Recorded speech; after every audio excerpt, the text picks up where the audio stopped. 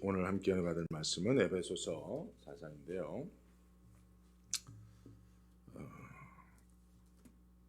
4장 오늘은 1절에서 16절까지 내용인데요. 교독은 1절에서 6절까지만 하도록 하겠습니다. 제가 먼저 1절 읽습니다. 그러므로 주 안에서 갇힌 내가 너희를 권하노니 너희가 부르심을 입은 부름에 합당하게 행하여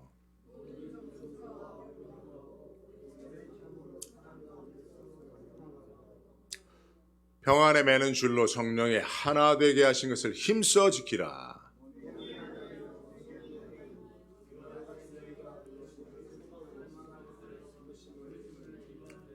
주도 하나이요 믿음도 하나이요 세례도 하나이요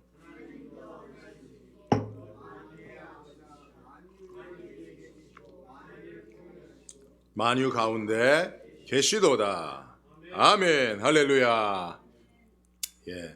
말씀 잘 들으시고 말씀 안에 성령의 충만함을 경험하시고 은혜 받으시는 시간 되기를 간절히 소원합니다. 저희가 이제 출애굽기 말씀을 계속 보아왔고 또 이제 다음 달부터는 사사기 말씀을 매일 성경의 스케줄대로 제가 이제 강해 설교를 합니다. 그래서 할 수 있으면 우리 성도님들이 한 권의 책들의 내용들을 좀 충실하게 알아가는데 제가 설교의 어떤 목적을 가지고 있는데요. 오늘은 좀 특별한 의도를 가지고 사실은 본문을 정하여 설교하는 것입니다. 여러분, 제 설교 속에 목회자로서 또 남가주 안디옥교회 담임 목사로 어떤 의도가 있는지를 여러분 한번 생각해 보시면서 말씀을 들어주시면 좋겠습니다. 에베소서는 총 6장으로 되어 있고요. 두 부분으로 나눠져 있어요. 1장부터 3장까지는 교리편이라고 할 수 있어요. 교리적인 내용들, 특별히 교회론과 또 하나님의 부르심에 대한 이야기들이 있습니다. 그리고 4절부터 6절까지는 실천, 생활편이다. 그래서 우리가 어떠한 신앙의 삶을 살아야 할지에 대해서 이야기하는데 특별히 이제 에베소서 1장에서 3장까지 있는 말씀 가운데 이제 하나님의 부르심에 대한 중요한 교리적 내용이 담겨져 있는데 여러분 부르심이 중요한 줄로 믿습니다. 부르심을 이제 콜링이라고 하잖아요. 콜링. 우리 신앙생활의 출발은 바로 이 콜링으로부터 시작되는 거예요. 부르심으로부터 시작이 되는 거예요. 왜냐하면 하나님께서 우리를 에베소 1장 4절에 보면 언제 부르셨어요? 창세 전에. 그러니까 우리가 태어나기 전에도 아니고요. 창세 전에. 그러니까 하나님께서 우주와 만물을 창조하시기 전에 먼저 하나님에게 있어서는 저와 여러분들이 존재하고 있었습니다.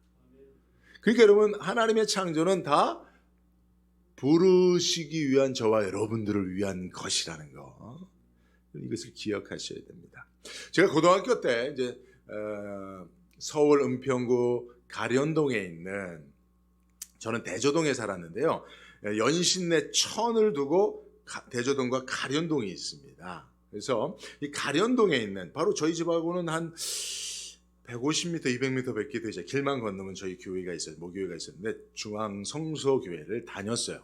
근데 제가 이제 고등학교 때 다닐 즈음에 그 즈음에 저희 중앙성소교회는 각 부서의 장로님들이 설교를 하셨어요. 그래서 저는 이제 고등부를 다녔는데 저희 고등부 장로님은 이인규 장로님, 문화재청장도 하셨고 서울대 자연과학 부총장급까지 하셨던 이제 교수님이세요. 근데 이분이 저는 이제 중학교는 이제 중앙중등부는 김재혁 장로님이라고 이분은 그렇게 이제 많이 공부하신 분은 아니셔요. 근데 이분도 참 은혜롭게 정말 기도 많이 하시는 장로님이시라 또 우리 중등부 친구들에게 은혜를 많이 끼치셨고 고등부는 이 이인규 장로님이 아주 지적인 분이라 이성적인 분이라 성경을 또 어떻게 보면 어떤 목회자보다도 더 깊이 있게 이제 설교를 하셨는데 근데 그 장로님이 하셨던 설교들을 제가 지금도 몇 편이 기억이 됩니다. 근데 그 중에 이 장로님이 가장 많이 강조하셨던 게 뭐냐면 항상 이제 저희들한테 그러는 거예요. 여러분들이 이곳에 있어 예배하는 것은 여러분들의 뜻이 아닙니다. 하나님이 부르셔서 여러분들이 이곳에 와서 예배하는 줄로 믿습니다. 이렇게 말씀하시는 거예요. 자기 뜻대로 교회 나와서 예배하는 사람은 하나도 없다는 거예요. 다 하나님의 부르심이 있어서 그렇게 된다는 거예요. 제가 속으로 그런 말씀을 계속 강조하시고 반복하실 때마다 저는 속으로 그랬죠. 나는 아닌데, 나는 엄마가 가라 그래서 왔는데, 엄마가 등 떠밀어서 여기 와 있는 건 나는 오기 싫은데 엄마가 가라 그래서 난 엄마한테 효도하는 마음으로 온 건데, 아유 장로님은 내 사정은 모르시는구나, 그런 생각을 했어요. 근데 지나고 보니까 그 장로님 말씀이 맞아요. 창세전에 하나님이 저와 여러분들을 예정하시고 때가 되매 불러주신 줄로 믿습니다. 그러니까 여러분 지금 이곳에도요, 하나님이 다 부르셔서 오신 것이지 내가 내가 가야겠다고 결심해서 오신 것이 아니에요. 물론 하나님의 부르시면 여러 가지 방식들이 있어요. 그죠?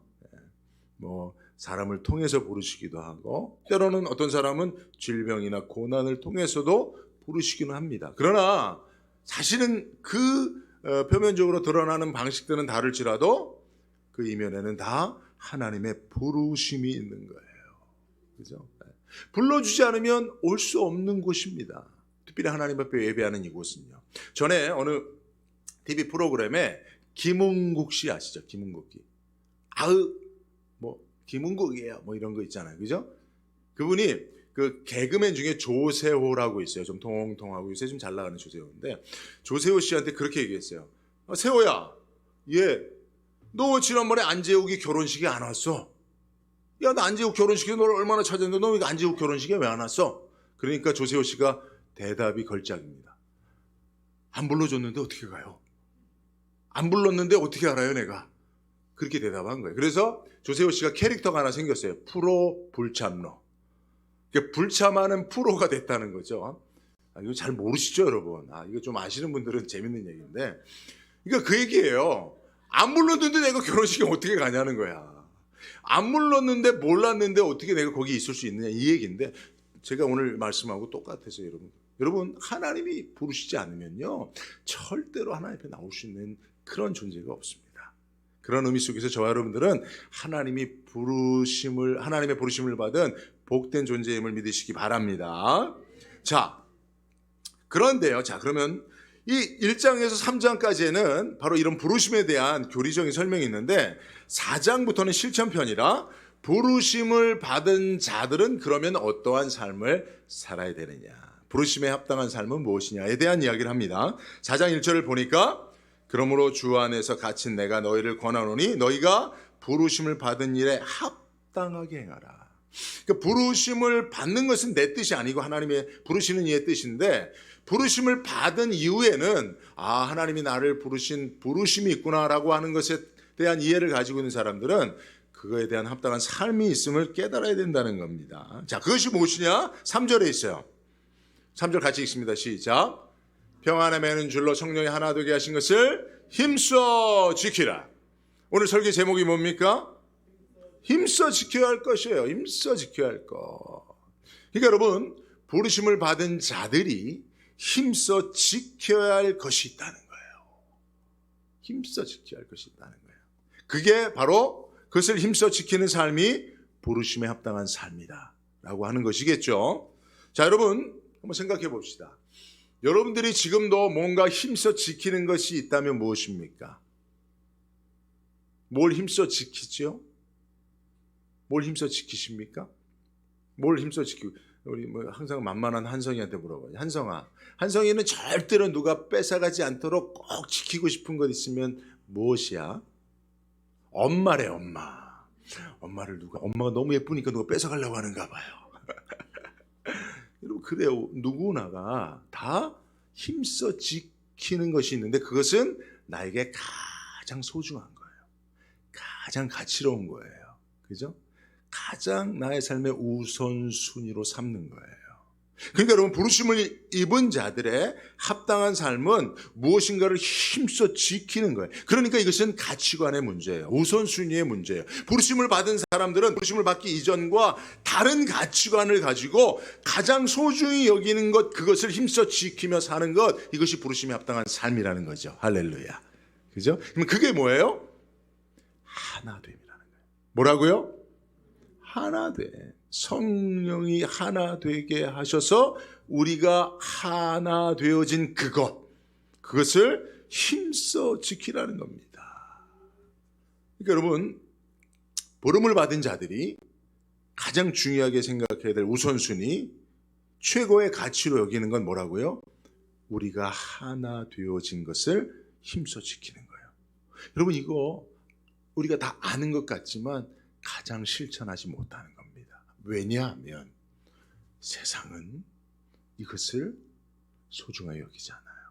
이것보다 더 소중한 가치를 붙잡고 세상은 삽니다.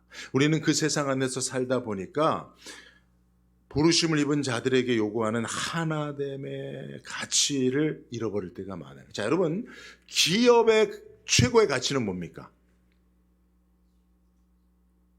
그렇죠. 이윤을 창조하는 거예요. 이윤을 창조하는 겁니다. 저희 교회에도 기업을 운영하시는 분들, 사업장을 운영하는 분들이 계시잖아요. 그 사업장을 운영하는 최고의 가치가 뭡니까?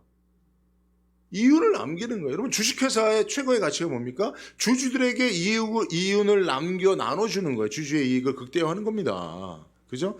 그것을 위해서 우리 전 사원이 하나 됩시다라고 하는, 하나됨이라고 하는 것을 강조는 하지만 사실은 하나됨이 최고의 가치가 아니라 기업의 이윤을 창출하는 것이 최고의 가치예요. 그래서 이윤을 창출하는데 마이너스 요인을 가지고 있는 기업 직원들은 얼마든지 해고하죠. 그죠? 이게 세상 기업의 최고의 가치입니다. 그죠? 뿐만 아니라 여러분, 정당, 이번에 이제 그 정치에 우리 관심이 많으니까 여러분, 정당의 최고의 가치는 뭡니까? 네, 선거에서 이기는 거예요. 정권을 창출하는 겁니다. 정권을 창출하기 위해서 우리는 원팀 하나가 됩시다라고는 이야기하죠. 그러나 정권 창출에 방해가 되는 사람들은 얼마든지 잘라냅니다. 이게 세상이에요. 세상은 하나됨을 소중하다고 말하지만 그러나 그것은 하나의 수단과 도구일 뿐 그것이 최고의 목적과 가치로 받아들이지 않아요. 세상에서 우리는 그런 가치관을 가지고 삽니다. 근데 교회는 달라요. 하나님의 나라는 완전히 달라요. 목적 자체가 하나됨입니다. 그것은 수단이 될 수 없는 거예요. 그것을 최고의 가치로, 최고의 우선순위로 삼는 것입니다. 제가 지난 주간에 우리 한인교회 가운데 1, 2 가면 서로 하는 큰 대형교회에서 가장 큰 부서의 부서장을 만나서 제가 이제 이야기를 좀 커피를 한잔 마시면서 대화를 했어요.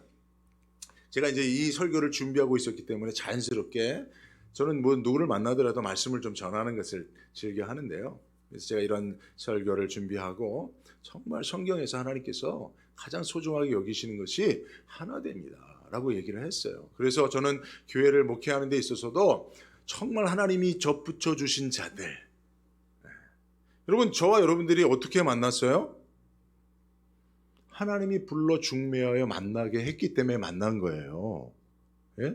여러분, 이 사실을 믿습니까? 여러분, 하나됨에 있어서 중요한 것은 하나 되게 한 사람들을 누가 만나게 했냐, 이게 중요한 거예요.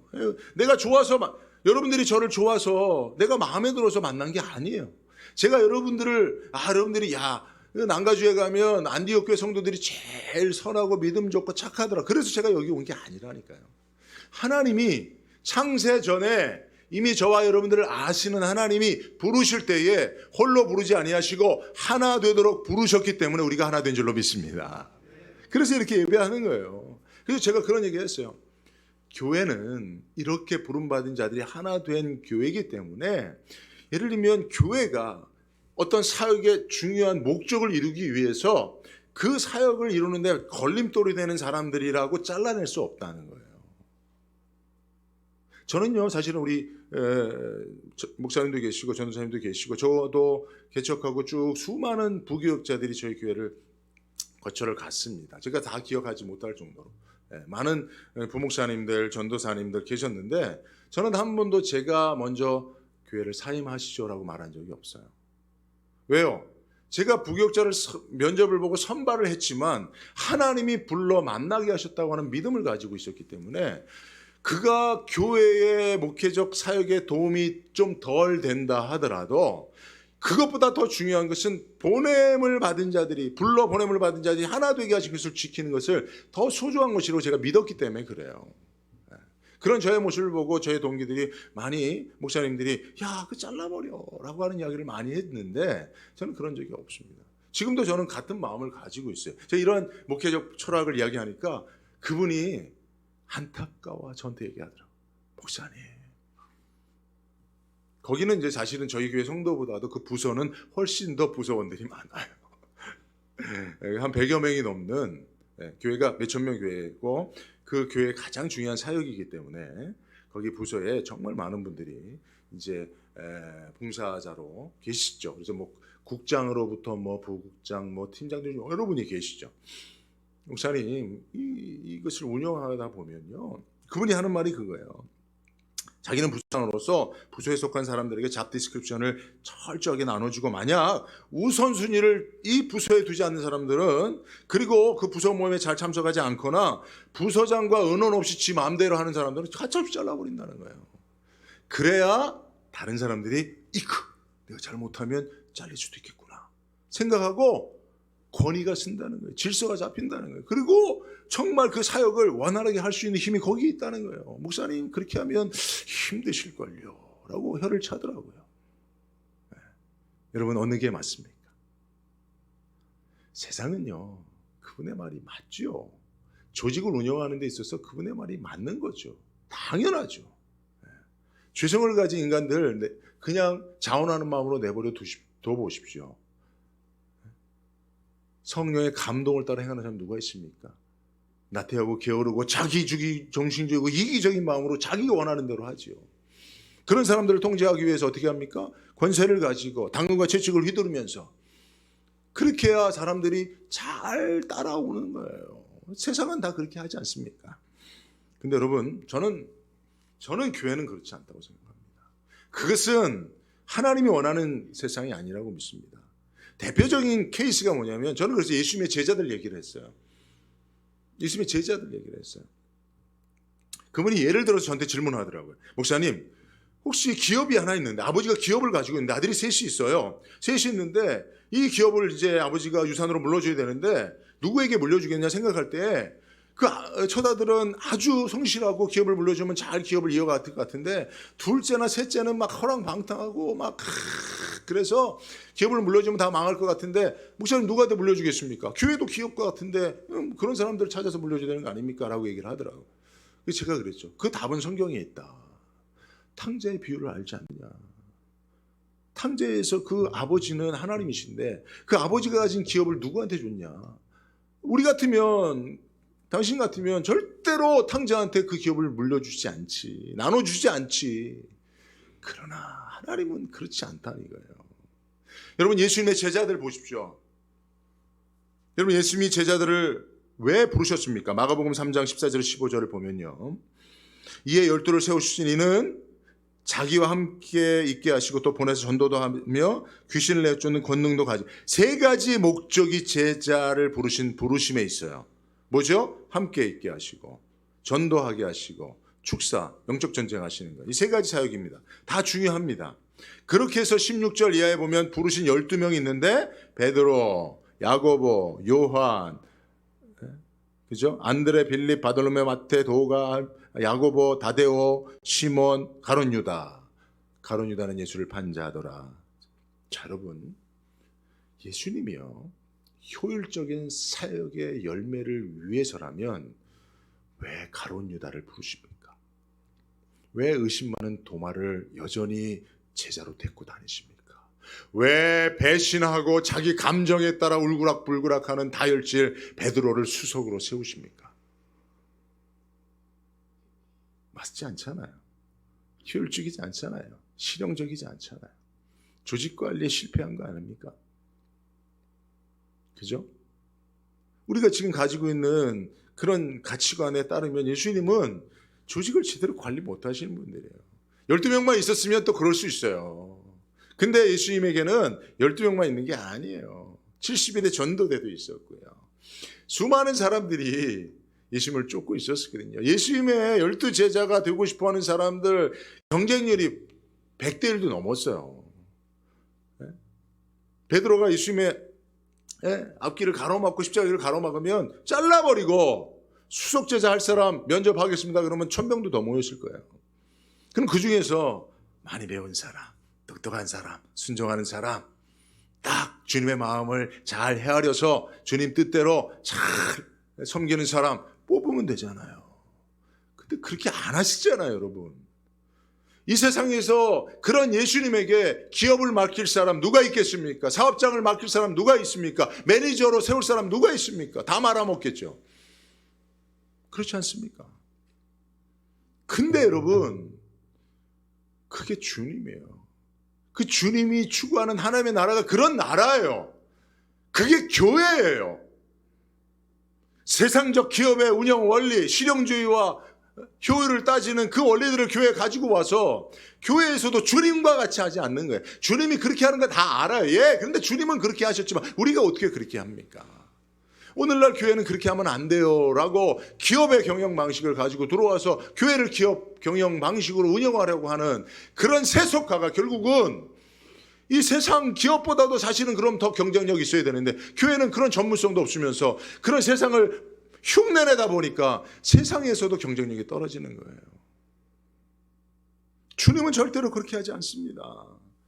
주님이요, 이 세 가지 함께하고 전도도 하고 영적 전쟁 치르도록 부르셨지만 그 중에 가장 중요한 것은 전도도 아니고 영적 전쟁도 아니었어요. 영적 전쟁이 가장 중요한 사역의 열매였다면 늘 귀신에게, 귀신이 여러분 베드로에게 예수님이 뭐라 그럽니까? 베드로야, 귀신이 너를 밀가부로 뜻한다고 하잖아요. 그러니까 베드로는 자기 감정에 의해서 마귀가 감정을 촉발시키면 베드로는 쉽게 넘어가는 사람이었어요. 가론이다는 물질에 대한 욕심이 많은 사람이라 마귀가 그 마음에 욕심을 충동하면 공적 자금에 손을 대는 사람이었단 말이에요. 주님이 이걸 알았어요, 몰랐어요? 다 하셨다니까요.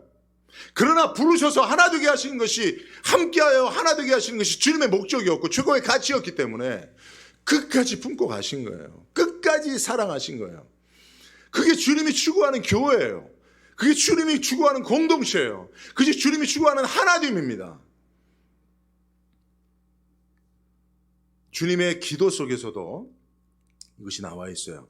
요한복음 17장 22절에 보면 내게 주신 영광을 내가 저에게 주었사오니 이는 우리가 하나 된 것 같이 저희도 하나 되게 하려 함이니이다. 주님은 늘 제자들을 바라보시면서 삼위일체 하나님이 함께 하나 되어 영광을 나누신 그것이 이루어지기를 소원했어요. 다른 것보다도 하나 되어 서로를 영광되게 하는. 그래서 주님은 십자가를 앞두고 하나님 앞에 마지막으로 이 땅에서 기도하실 때 이 기도를 하신 거예요. 하나님, 우리가 하나 된 것처럼 저희도 제발 하나 되게 해달라고. 요한복음 17장 11절에도 똑같은 말씀이 나와요. 내게 주신 아버지 이름으로 저희를 보존하사 우리와 같이 저희도 하나 되게 해달라고. 그렇게 주님은 기도하고 있었습니다. 여러분, 예수님께서요 십자가를 지고 죄인들을 대속해서 죽으셔서 죄인들을 구원하셨습니다. 저와 여러분들은 예수님의 십자가로 말미암아 구원받은 백성인 줄로 믿습니다. 그죠? 자, 그러면 구원의 궁극적인 목적이 뭘까요? 왜 예수님은요 우리의 죄를 당신이 대신 지고 십자가에서 형벌을 받아 죽으심으로 우리가 받을 형벌에서부터 우리를 자유케 하셨습니까? 이것을 우리는 구원이라고 하는데 그 구원의 목적이 뭐예요? 여러분, 이 사실을 믿고 구원받은 백성으로 살아가는 많은 사람들이 교회 안에 있습니다. 근데 그들이 믿음을 가지고 내 죄가 예수 그리스도의 십자가로 다 사함을 받고 나는 이제 죄인이나 형벌받지 않는, 그래서 구원받은 하나님의 백성이라고 믿고 살아가요. 할렐루야 하며 살아갑니다. 근데 그 구원의 궁극적인 목적이 뭔지를 몰라요. 목적이 뭐죠? 함께 하시려고요. 하나님은 거룩하십니다. 죄와 동행할 수 없으신 분이에요. 그런데 하나님이 사랑하시는 우리가 죄인이에요. 우리 안에 죄가 가득해요. 그러니까 하나님이 이 죄 문제를 해결하셔서 우리와 함께 하기를 원하시는 거예요. 근데 우리는 죄 문제 해결된 것만 감사하고 하나님이 죄 문제 해결되어 함께하는 걸 떠나서 나 혼자 사는 거죠. 죄인이었을 때보다 하나님과 더 멀어져 살아가요. 더 세상에 나가서 살아가요. 하나님은 일주일에 한 번 정도만 보면 되는 거예요. 일주일에 한 번 주일날 와서 잠깐 1시간 정도만 주님 만나면 나는 만족해요. 나는 만족해요. 하고 사는 거예요. 그리고 주님과 함께하지 않는 삶을 일주일 내내 사는 것이죠. 물론 여러분들이 그렇다는 얘기 아니고요. 만약에 그렇다면 그것은 구원에 대한 잘못 이해를 가지고 있는 거죠. 하나님 우리를 구원하신 목적이 뭡니까? 함께하는 거죠. 하나 되는 거죠. 그 하나님과 함께하지 않는 자의 구원이 그에게는 의미 있을지 모르지만 하나님한테는 별 의미가 없는 거예요. 자, 그러면 이것이 이제 에베소서에서 부르심과 부르심이 없던 삶에 대한 이야기인데, 그러면 우리가 어떻게 이렇게 부르심을 입은 자들이 하나 될 수 있는가, 함께하여 하나 될 수 있느냐라고 하는 말씀이 바로 3절 안에 있죠. 평안에 매는 줄로 성령이 하나 되게 하신 것을 힘써 지키면 돼요. 그러니까 여기서 성령의 역사가 필요합니다. 성령의 도우심이 필요합니다.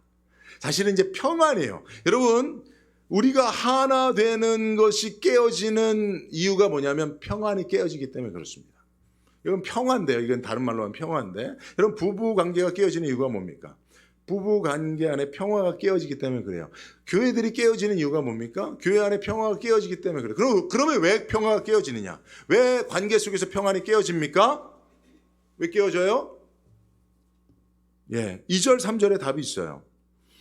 모든 겸손과 온유로 하고 오래 참음으로 사랑 가운데 서로 용납하고 평안에 매는 줄로 성령 하나님을 힘써 지키라는 거예요. 무엇 때문에 평안이 깨져요?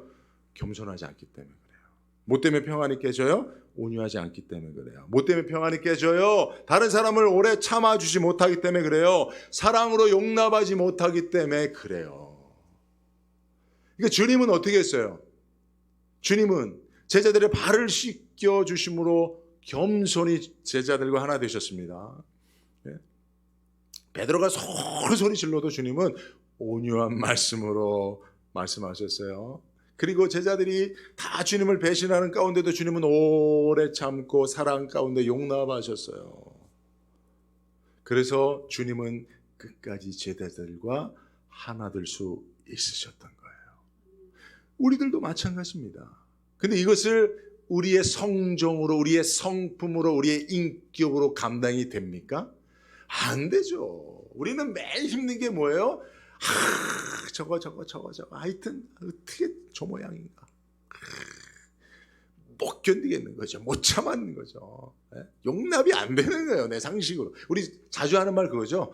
저도 자주 하는 말 그래요. 내 상식으로는 이게 도무지 용납이 안 돼. 근데 여러분, 상식보다 더 중요한 게 뭐예요? 내가 용납하지 못하는 것보다 더 중요한 게 뭐예요? 하나 되는 거예요. 하나 되는 거예요. 그러니까 여러분, 우리가 겸손으로 섬기고 온유함으로 대답하고 오래 참음으로 인내하고 사랑 가운데 용납하면 깨어질 관계가 없어요. 그것이 하나 되어지는 비결이에요. 이것을 근데 우리 힘으로 안 돼요. 누가 이 일을 하셨어요? 예수님이 하셨어요. 그럼 예수님이 하신 그 일을 우리도 할 수 있도록 도우시니까 누구예요? 성령님이시죠. 그래서 여러분, 우리의 성령 충만의 첫 번째 이유는 하나 되기 위함이어야 됩니다. 뭐 능력 받고 뭐 하기 위해서 성령 충만을 구하는 것도 중요하지만 더 중요한 거는 겸손하게 해달라고, 온유하게 해달라고, 예수님처럼 오래 참고 사랑 가운데 용납하게 해달라고. 여러분, 이게 힘든 일입니다. 나를 죽이지 않으면 내가 십자가에 내 성격이, 여러분이 성격이 아니 성격이에요. 성격. 내 성질이, 성질이 아니 성질이. 왜 그러냐면 이를 갈면서 얘기해야 되거든요. 성질이. 이게 십자가에 못 박혀지지 않으면 안 되는 일이에요. 그러니까 이걸 못 받고 성령의 주관하시는 삶을 살기 위하여 결단하는 이 과정이 너무 힘든 거예요. 신앙생활이 이런 고통 없이 신앙생활하는 사람들은 제대로 신앙생활하는 거 아니에요. 내가 하고 싶은 대로 마음대로 말하고 행동하고 지르고 그리고 나서 잊어버리고 난 뒤끝이 없어. 그건 신앙이 아니에요. 말하고 싶지만 말하지 않고 인내하고 용납하면서 나와 다르지만 어떻게 하든지. 여러분, 세상은 모난 돌이 정을 만든다고. 그 사람이 모난 성격이 있으면 내가 그 모난 부분을 감싸줄 수 있는, 내 자신을 파서 그의 튀어나온 부분을 내가 내 자신을 희생시켜서 그거를 딱 붙이면 바벨기어가 딱 맞는 것처럼, 그래서 서로 잘 돌아가는 것처럼. 넌 왜 이렇게 모나? 넌 정을 좀 맞아. 이거 좀 깎아야 돼. 너 이거 좀 고쳐야 돼. 너 이거 없으면 넌 같이 못 만나. 그렇게 하는 게 아니라 내가 그 사람의 모난 부분을 깎아주는 거죠. 내 안에서. 그래서 그 사람의 모난 돌출된 부분이 나와 함께 있을 때는 티가 나지 않도록 하는 거예요. 이를 누가 해요? 우리는 안 돼요. 성령께서 해주시는 거예요. 그러니까 여러분, 그동안 우리가 하나 되지 못했던 것을 너 때문이라고 생각하는 마음들이 있으면, 예, 그럴 수 있습니다. 도무지 이게 안 되는 사람도 있어요. 그죠? 그래서 여러분, 우리 힘으로는 안 되는 거죠. 성령의 도우심이 필요한 거죠. 그래서 여러분, 우리는 모든 귀책 사유를 내 자신에게 내 탓이여라고 돌릴 수 있는 게 믿음의 모습입니다. 네, 그래서 우리는 이제 그런 찬양을 할 수 있어야 돼요. 내가 먼저 손 내밀지 못하고 내가 먼저 용서하지 못하고 내가 먼저 웃음 주지 못하고 이렇게 머뭇거리고 있네. 그가 먼저 손 내밀기 원했고 그가 먼저 용서하길 원했고 그가 먼저 웃음 주기 원했네. 나는 어찌된 사람인가. 오 간교한 나의 입술이요 옹졸한 나의 마음이요 왜 나의 입은 사랑을 말하면서 왜 나의 마음은 화해를 말하면서 왜 내가 먼저 져줄 수 없는가. 왜 내가 먼저 손해볼 수는 없는가. 오늘라 서울 그러시죠. 언제 끝나나. 가사가 왜 이렇게 기나.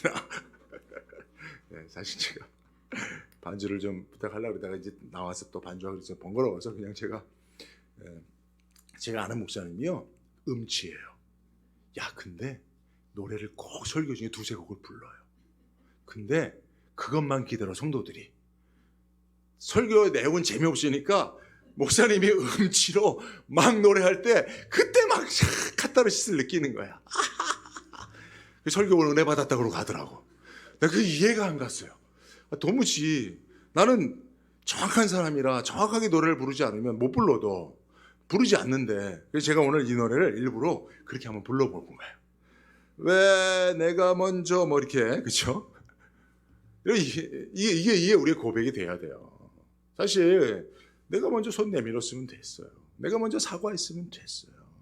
내가 먼저 온유한 마음으로 내가 먼저 참아줬으면 사실 우리 관계 깨지지 않았어요. 근데 기다린 거죠. 네가 잘못했으니까 네가 사과하길 기다린 거죠. 내가 기분 더 나쁘니까 덜 기분 나쁜 네가 내게 찾아와서 내 마음을 위로해 주길 바랬던 거죠. 근데 그게 깨어진 것이 되어진 것이죠. 자, 여기까지 설교를 정리하면 그렇습니다. 우리는 부르심을 받은 사람이고요. 부르심을 받은 자들에게는 합당한 삶이 있어요. 그것은 뭐냐면 부르신 자들이 하나 되기를 원하는 그것을 힘써 지키는 겁니다. 그죠? 근데 이것을 힘써 지키기 위해서는 성령의 도우심을 구하여 내가 먼저 살아나는 거예요. 온유한 마음으로, 겸손한 마음으로 용납해 주는 거예요. 그러면 하나 될 수 있다는 거죠. 자, 이것을 이제 여러분 교회에 적용시켜 보면, 여러분 교회가 뭡니까? 에베소서 여러분 4장 13절 오늘 읽었던 말씀 이어에 보면 교회는 머리가 누구예요? 예수님이시죠? 근데 우리는 뭐예요? 몸이에요. 그러니까 교회는 사람 몸으로 비유돼요. 그 교회라고 하면 머리가 예수님이에요. 근데 그 몸은 성도들이에요. 이 성도들이 어떻게 해요? 몸이 몇 개예요? 근데 하나요. 몸의 지체들은 많아요. 그죠? 저도 목사도 있고 장로님들도 계시고 권사님들도 계시고 안수집사님들도 계시고 교회 처음 나온 초신자들도 계세요. 이런 다 각자의 지체들이 있지만 교회의 관점에서는 이것은 다 따로따로 있는 게 아니고 어떻게 해요? 하나의 몸으로. 그죠? 여러분 이 손가락도 제 몸이에요. 여러분 이 손가락은 옛날에 딱 넘어졌는데 이 위에 책상이 딱 떨어졌어요. 제 학교에서 누가 밀어갖고 넘어졌는데 이렇게 넘어졌는데 책상이 같이 쭉 떨어지면 제가 그걸 봤어요. 제 손가락으로 책상이 이렇게 딱 떨어지면서 이걸 꽝 찌더라고요. 그래서 제가 이 손가락은 엄청 평평해요. 근데 이 손가락이 마음에 안 들어요. 그러면 이건 내 몸이 아닙니까? 아니잖아요. 우리는 다 몸이에요. 부족해 보여도 내가 마음에 안 들어도. 왜냐? 머리이신 그리스도께서 다 몸으로 불렀으면 우리는 다 몸이 돼서 하나인 거야. 하나. 그러면 그리스도의 장성한 분량이 충만한 데까지 성장해 간다. 교회가 성장해 간다. 성숙해 간다. 어떻게 성장해 가요? 이 몸이 하나일 때. 하나일 때. 그래서 여러분 이 몸 중에 하나라도 없으면 그죠? 온전한 성장이 부족해지는 것처럼 우리가 하나 될 때 그렇게 성장해 가는 것입니다. 그래서 여러분 교회의 강력한 힘과 능력과 진정한 성장은 뭐예요? 성도들이 한 몸처럼 서로 하나 되는 거예요. 한 성도의 아픔이 나의 아픔이 되고 한 성도의 고민이 나의 고민이 되고 그의 기쁨이 나의 기쁨이 되는 진정한 하나된 공동체. 여러분 이게 교회의 온전함이고 이런 교회만이 주님이 기뻐하시는 성장을 이루게 되는 거예요. 여러분 교회 성도들이 많아진다고. 교회가 성도가 많은데 서로를 몰라. 주차장에서 막 먹살 잡고 싸웠는데 알고 봤더니 그 교회 같은 집사님이야. 그래도 그 교회에 몰려가는 이유가 뭡니까? 교회가 크면 성장하고 성공하는 줄로 아는 거예요. 아니에요. 주님이 보는 교회의 온전함이라는 것, 온전한 성장이라는 것, 성숙이라는 것은 하나 되는 거예요. 서로가. 그래서 여러분 마귀가 하는 일이 뭐예요? 마귀는 교회가 커지는 것을 절대로 무서워하지 않아요. 교회가 1000명, 10,000명, 10만 명, 우리 세계적인 교회가 여기서 70만 명 가는 거 하나도 부러워하지 않고 하나도 그거 막지 않아요. 왜요? 커지면 커질수록 몸이 비대해지고 몸이 서로를 모르니까.